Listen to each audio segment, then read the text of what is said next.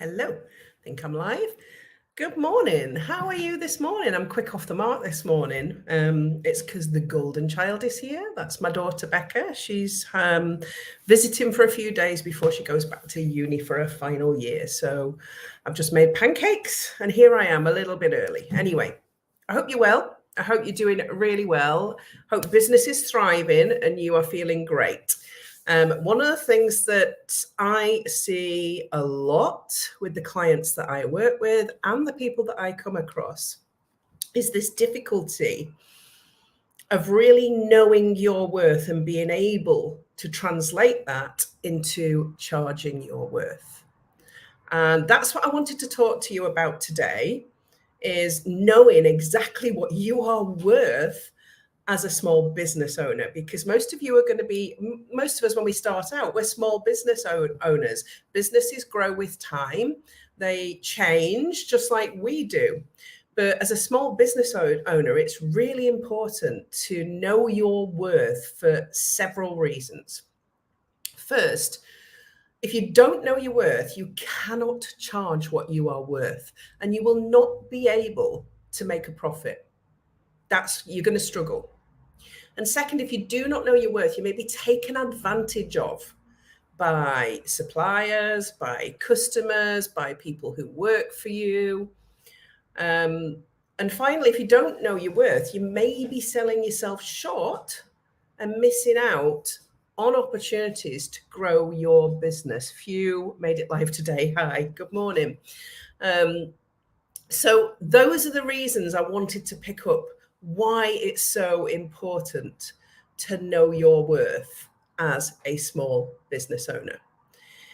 It can be difficult to know how much you're worth. After all, you're your own boss, you've started a business, and you may not have anyone to compare yourself to, or you may be comparing yourself to somebody who's been in business for years or decades, and it's an unfair comparison. That's really important to know. So there are a few things you can do to get an idea of your worth. So that's kind of what I want to talk to you today about.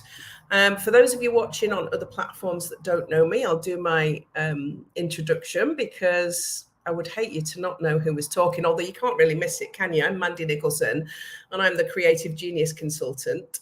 I'm an artist, I'm an author, I'm a creative retreat owner here in Scotland, and I help creative women to launch, to grow, and to scale their businesses and make more money. And I know my worth. That is what I'm talking to you about today. So first and foremost, in knowing your worth, I want you to consider your education, your qualifications, and I want you to imagine how much these are worth. Maybe you didn't get any qualifications, but you have got life experience. So it may be that you've worked in multiple jobs and you've gained experience. Think about the things, all of the things, and it's almost like doing an audit of yourself. Okay, what do I know? What am I trained in? What have I got qualifications in, first and foremost? What O levels have I got? What A levels have I got? What higher education qualifications have I got? What training have I had over the years in the workplace that I wouldn't have had anywhere else?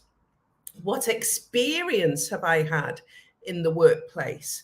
So, for instance, even if, and I'm going to say even if, because I worked in supermarkets, I couldn't find a job in the creative space when I left uni. So I worked in supermarkets, but I became a supermarket manager, then a senior supermarket manager, then a divisional executive. So what I learned in that space was leadership, was planning an organization, was how to lead and motivate and manage people. All of the things that go with running a big volume business like that. Huge amount of skills. If I sat down and did an audit on my skills, it would be massive. Now, you are going to have all sorts of experience, even from voluntary work. You will have experience and training that is worth something to somebody else. Okay, so that's kind of where you start when you're looking at your worth. Yeah, with your experience and your education. Okay, so number one, that's 101. Yeah, then you need to think about the value that you are offering your customer through the products and the services that you are creating in your business. So even if you are an artist and you don't have a formal qualification in art and design, but you've been painting and drawing for 10 years, that's your experience. That exceeds the, good morning, that exceeds the length of a degree course. Okay, if you've been head down focusing on improving your skills in painting, in drawing, in sculpting, in pop making, self-taught creative businesses are as important, and that experience is equivalent to a degree, if not exceeding it. So I want you to think about that. What you are offering has all of that behind it that other people don't have. Okay, so that's really important. First of all, your education, your experience, and then the amount of time you've been doing what it is you are creating. Okay, without knowing your worth, you are going to make less profit, if any profit. You're going to struggle with pricing your products and services.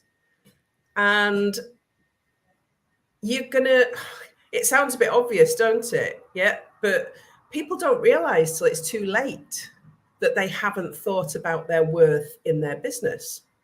They're automatically undercharging because they feel like they haven't got the experience of other people because they're not comparing to people that are at the same place as them. Or you give away loads and loads for free to friends and family, or you're only selling to friends and family, rather than seriously looking at your business and you being the center point of it.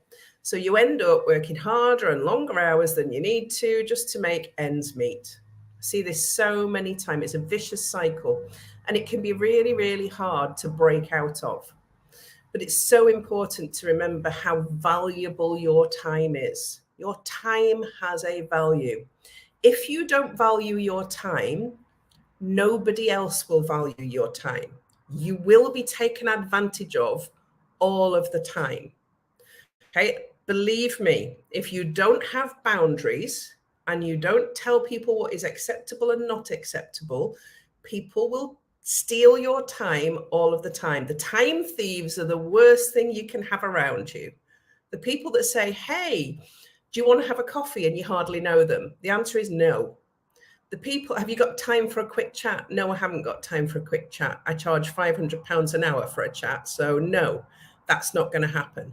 Knowing your worth helps you put these boundaries into place, and it helps you to break that vicious cycle, knowing that your time is valuable. So it can really hurt your business when you're in this mode, when you're in this mind up, because you end up working for free. Yeah, this is one of the things I see an awful lot, particularly in creative people. The truth is, though, if you're not charging for your services, you're not running a business. You're running a hobby. And hobbies don't pay the bills. You'll never reach your full potential if you are running a hobby. If you're not charging what you're worth, you're not reaching your full potential. You might be good at what you do, but you'll never know how good you could be if you're not charging what you're worth. You'll always be chasing after money. You'll never be in a place where money's just coming. You'll be chasing it all the time. And I do see this a lot. And if you're not making enough money, you'll always be in that cycle of chasing after money. You'll be stressed, you'll be resentful, and actually it will show in your work, and you will in turn be devaluing your work, and your business will suffer as a result. Does that make sense this morning? It's a tough one, because this is actually the starting point when you start your business. So here's a few tips. Number one is just know your worth. It's the most obvious one, but it's important to take time and sit down, Figure out how much your time is worth based on your education, your experience, your talent, how many years you've got into it. What are your skills worth when you take them to market? What is your experience worth when you take it to market? What are your results worth when you take them to market? Charge what you're worth, not what your competition charges. Okay, look at the competition, do your market research, know what is kind of out there in your genre, but still stay fixed in what you are worth. For instance, I charge £500 an hour for one-to-one coaching. There are people that charge way more than that. There are people that charge way less than that. But that's where I'm comfortable. And that's what I think my time is worth. So a lot of people make the mistake of charging what their competition charges. And that's the wrong thing to do. That is undermining your self-worth in a big, big way.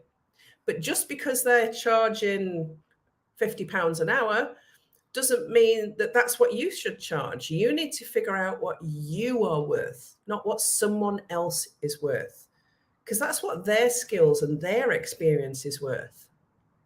It's important that you do this inward looking work. Sorry, something keeps popping up on my computer. Don't do that because it's distracting. Don't be afraid to negotiate is number 3. Point number 3. Don't never be afraid to negotiate. If somebody tries to lowball you and knock your prices down, don't be afraid to negotiate or walk away. Knowing your worth sometimes means, no, this is what I charge. And if you don't want to pay that, then you need to find somebody else to do that work. You are in control of this pricing. You are in control of what you're worth. And sometimes it's really hard to walk away from a sale, really hard.